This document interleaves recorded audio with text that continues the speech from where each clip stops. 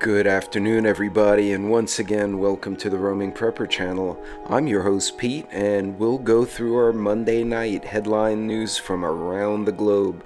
We got some interesting one this week, and so I figured you guys would enjoy. So sit down, pour a drink, and let's get cracking with what's going on in the world. As always, don't forget to like and subscribe, and if you have any questions, put them in the Premier chat or put them in the video below. So, as we all know, Hurricane Hilary is zooming up the west coast, and the U.S. Navy, doing the smart thing, has sent most of its ships into the ocean. That's an ancient way of avoiding a hurricane, is just run away from it and let it go where it's going to go.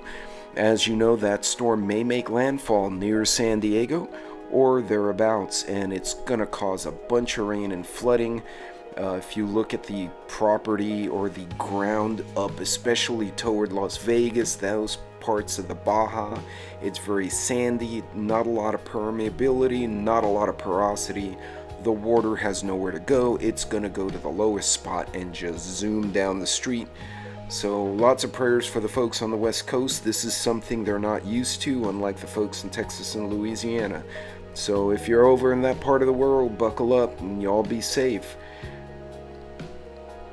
The governor of Hawaii has reinforced the fact that Lahaina, I think I misspelled it or mispronounced it, belongs to the people.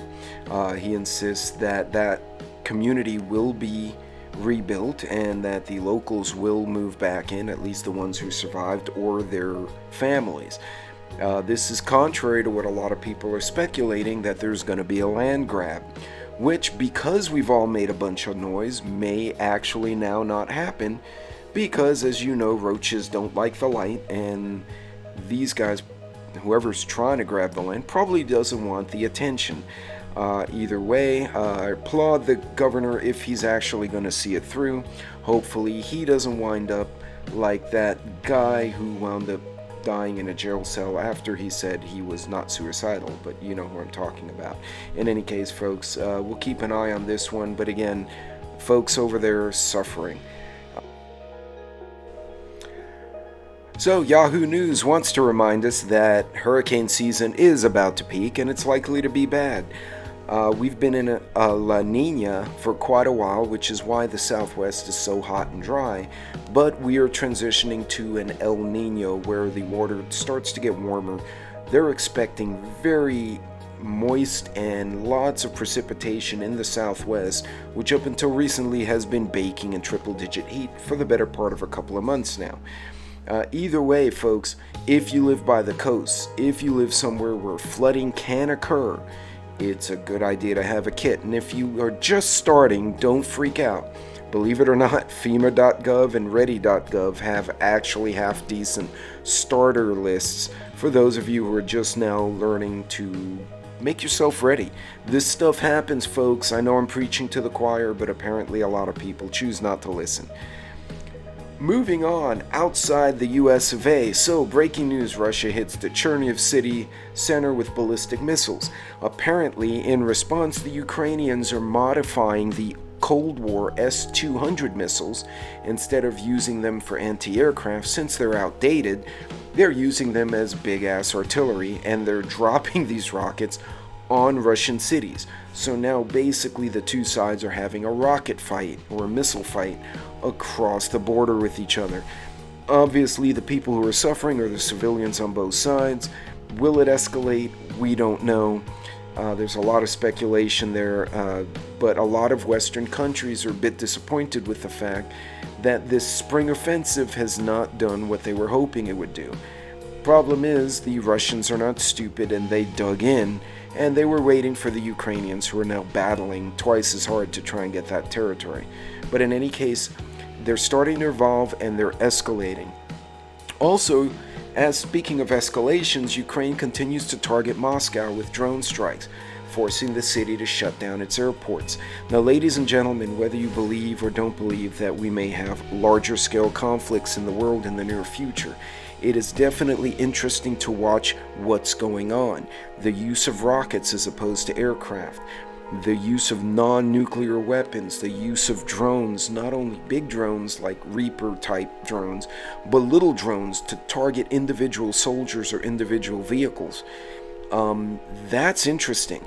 Now, a lot of us saw those applications in the past, but yeah, that's going to be ugly. Imagine drones that would target individual people automatically with no person controlling them.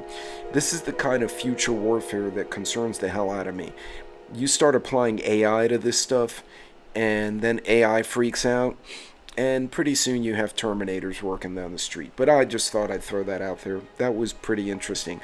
A photo of a U.S. Navy test was edited to add the UFO rising out of the ocean. So, once again, is it true? Is it not true? Who knows? The Associated Press is pointing out that a U.S. Navy test apparently was edited, and they added a UFO after the fact. They didn't physically add the UFO, go out there and put a spaceship. Like, they added it graphically. So, who knows if all this UFO is a bunch of distraction, which many of us believe, to distract from the fact that, chicken breast was 98 cents in 2019, and it's $3.45 now, and that's frickin' expensive. Basically, everything is expensive, and people are pissed off. So let's distract you with green guys from space and UFOs. But I digress. In any case, folks, once again, the government wasn't quite telling the truth. Imagine that. Moving on. Cops. I'm going back to the Peruvian incident. I've had a blast following this story. So as you recall, a few weeks ago, or maybe late last month, I pointed out that people in Peru were saying guys dressed like the Green Goblin, big green aliens, 7-9 feet tall, were attacking villages, kidnapping people, and killing the animals. Now the military and the police are saying the aliens were actually illegal gold miners dressing up to scare the public away so they wouldn't get messed with. Now the police are saying these guys have jetpacks. I don't know what kind of thing they're into, if they're gold mining, if they're growing drugs, I'm not sure. But hell yeah, I would definitely dress in a Green Goblin outfit and wear a jetpack. I think that would be awesome. As a matter of fact, that may be what I do for Halloween this year. Although it's been 103 degrees, and if it's 100 degrees, I'm not wearing crap. I'm going to pour a drink and sit in the back patio and throw candy over the fence. Moving on, technology. SpaceX and Blue Origin are being targeted by spies from China and Russia, the US says. This is not a surprise, folks. Our competitors in the world space, if you will, China, Russia, and the other players are constantly trying to get this tech. You gotta admit, love him or hate him, Elon Musk guys have some really cool next level Buck Rogers stuff, such as rockets that fly away and then land themselves. Although sometimes they land themselves on fire sideways and then they crash. But point being, this is not gonna stop, folks. All kidding aside, and I'm being lighthearted, the fact that they're targeting so many of our infrastructures, so many of our businesses, our banks, whether you think our government is on our side or not, I promise you other entities out there are definitely not on our side. Moving on, Bloomberg even warns the US space industry of growing risks of spying and satellite attacks. Now, they didn't elaborate on what they meant by a satellite attack, but the general idea is that they will either hack or try to disrupt satellites that are already in orbit. Now, a while ago, I'm talking decades, treaties were made not to militarize space outside of reconnaissance satellites and imaging satellites. And pretty much during the Cold War, there were certain rules, and everyone agreed that would be what they do. Now it's kind of the Wild West. Everyone's doing whatever the hell they want, and so is it other countries? Is it hacker groups? Is it terrorists? We don't know. And any smart government that wants to screw with the US is going to use a third or even a fourth party so they can deny it at the UN courts. Speaking of the UN, global rice prices could surge higher as flood risk looms over China. Now, I watched an interesting video, and now I can't find it sadly, that basically said that the Yellow and Yangtze rivers that run through China have basically toppled empires in that part of the world because, well, it's a big flat plain and China will just get flooded and it will completely screw up a country. The flooding in China, the floods in Pakistan and Afghanistan, plus the fires everywhere, a lot of pressure on food, a lot of pressure on availability. We may not see it here in the West, but as I've said before, if there's a problem overseas, consumption needs to go up elsewhere, prices go up because there's an increase in demand and not enough supply. And that makes it harder or more expensive. And let's face it, they say the consumer price index is up here in the US 8%. I call bull. I promise you most stuff I'm looking at is probably in the 20 to 30% range. Go check it out yourself, compare some groceries and see.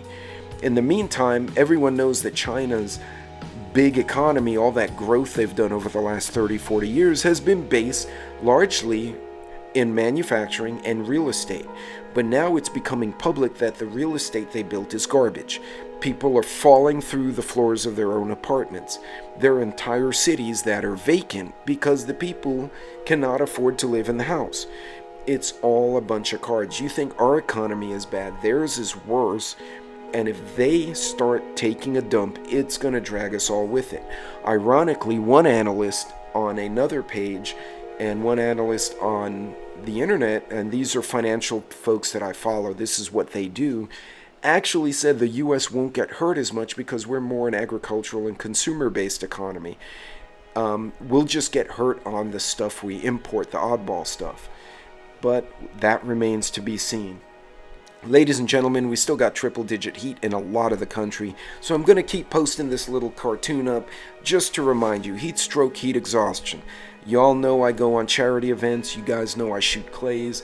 I'll be honest, 3 weeks ago, we were out there shooting and I started getting a headache. I started feeling funky. I started getting the little twirlies in my eyes and I was like, I'm starting on heat exhaustion. So we got some towels, wet them, put them over our heads, kind of parked in the shade where we could, and cooled ourselves off enough. We finished our shoot. But folks, it came quick. I will be honest with you. It's happened to me before, and the last time I didn't catch it, wound up in the ER.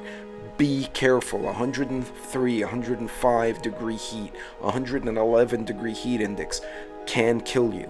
And it can kill people you love. As a matter of fact, a good friend of mine, his dad died on a lawnmower riding around his property not a week ago. We were really heartbroken, nice guy. So again, that heat, danger. Just bringing this case study back, and we're going to study a new one next week. But the case study, remember when 9/11 happened, the island of Manhattan was shut down. People tried to walk away, but they shut the bridges. Just going across Manhattan from the World Trade Center to Harlem, as you see on that cartoon or in that picture, is a 3-hour walk with no emergencies. Now, it may not look like much, but if you've ever walked a New York City block, they're long as hell. Houston, it's almost 30 miles from the city center to the suburbs, going around the Beltway, for those of you familiar with that city. That's a long walk. If you're walking 2 to 3 miles an hour, it'll take you a while. So be sure you have a get-home bag or a bug-out bag in your vehicle, whatever you have, that you can handle over extended periods, because you may not be able to rest, and unless you plan to run 3 hours, you probably need something manageable. Just a reminder on the travel tips, as we get close to Labor Day, be sure to have extra shoes in your vehicle, have weather and season appropriate clothes, bring snacks and water like my Yeti. I keep it in my truck when I go on trips. Plan your trips and your stops in advance and let someone else know where you're going, so that they know if you don't show up or they don't hear from you, they have a general idea of where you were going and what route you were taking, so they can tell law enforcement or the paramedics where you should be. No guarantees, folks, but it's a smart thing. Also applies for when you're out in the woods. Folks, once again, lots of kids being trafficked. As a matter of fact, recently we had a report that a dad was arrested and then released because he beat the hell out of somebody, and it turns out the guy was basically stalking his daughter, and dad lost his temper and kicked his ass. The sheriff decided that he would not be arrested. I think they gave him the symbolic charge of affraying, which is basically having a fight, which is a Class C misdemeanor, which can be expunged in 12 months. But the other guy's going to go to jail for a long time if he gets convicted. So dad got his licks in, and he got a $50 ticket because the sheriff technically had to charge him with something. But folks, this is the kind of stuff, it happens, and it's very subtle. Educate yourself. I probably need to get an expert to come in and talk about the signs of trafficking, because this shit is heartbreaking, and to me it's very personal, because kids I grew up with in my family were abused, were kidnapped, and I got a special place in my heart for people who do stuff like that, and it ain't a good place. So pay attention, and not just your kids, watch your kids' friends, because sometimes other kids just don't have someone to back them up, and be honest with you, they don't know who to go to. So I always tried to be that parent that the other kids could come to, me or my wife, if they had a problem. So keep that in mind, keep your door open. As always, if you want to support the channel, I have a bunch of discount codes, blah blah blah. You do not have to donate to me. If you do, thank you, but not necessary. But if you happen to be buying the product, you want to save some money, you can use any of those codes. I do have a link in my bio and in my page, which has all my affiliations listed out, which makes it easy, and it doesn't look as busy as this here. But in any case, I do think that background picture is pretty badass also. But in any case, folks, if you need something and I happen to have a discount code, save yourself some money. Always appreciated. And don't forget, budget and double check prices. If you can get a better deal somewhere else, do it. So, ladies and gentlemen, that concludes this week's Monday News and Headlines from around the globe, and I want to thank you all for coming again. As always, don't forget to like and subscribe. If you want to give me a thumbs down because you think I suck today, that's okay too. I'd appreciate the thumbs up, but you know, such is life. In any case, guys, Godspeed, be good, be safe, help each other out, watch the kids. They're going after kids, it's pissing me off. And as you know, as my dad would say, tell me who you're with, it will tell you who you are. Surround yourself with successful people, or surround yourself with people who are like-minded, and you will find your stress level will go down because you can collaborate. And remember, we're our own little online mag. We're our own little nation. So keep that in the back of your minds, folks. And just in conclusion, for those of you who missed it, I do have my travel series, the Dallas-Fort Worth Holocaust Museum. The folks who've seen it really gave it great reviews. But we've got another one coming out in the coming weeks, or in the coming month actually, I'm still editing it, the JFK Book Depository. I do a whole series on the assassination and all the conspiracy around it with pictures from the locations.